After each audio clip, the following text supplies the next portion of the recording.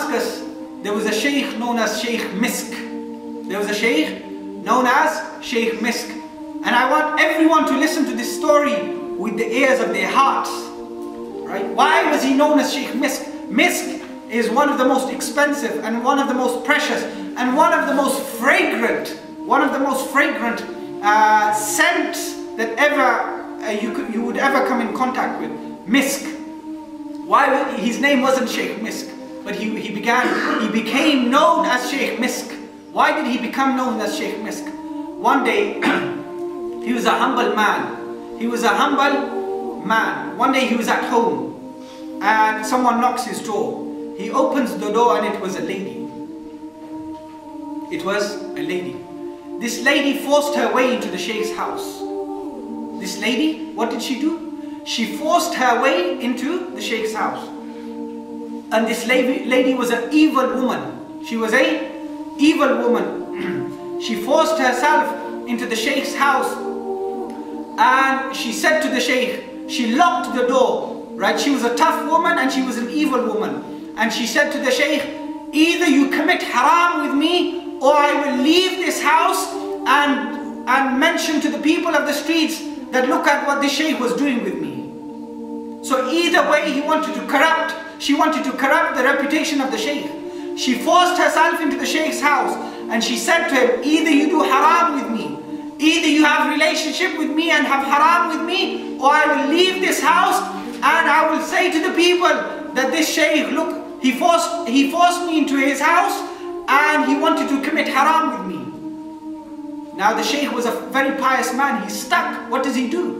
If he says no, she will go out of the house and ruin his reputation. If he says yes, he will commit haram. Both are equally bad for the Shaykh.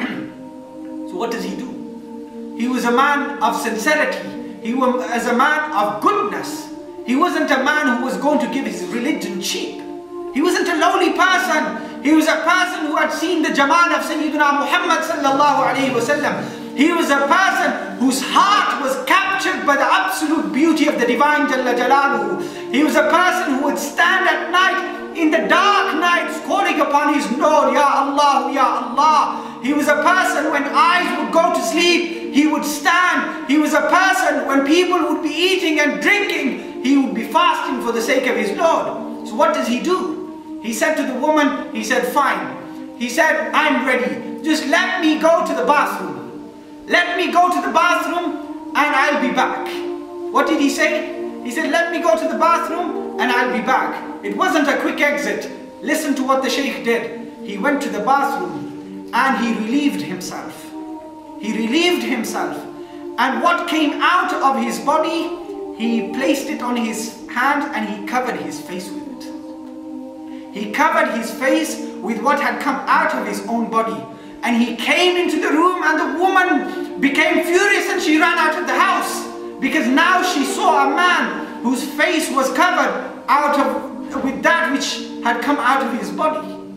Then he went and he washed his face, and his face till the end of his life smelled like musk. Till the end of his life, his face smelled like musk. And I can swear by Allah that his grave also smells like musk. والذين آمنوا وعملوا الصالحات أولئك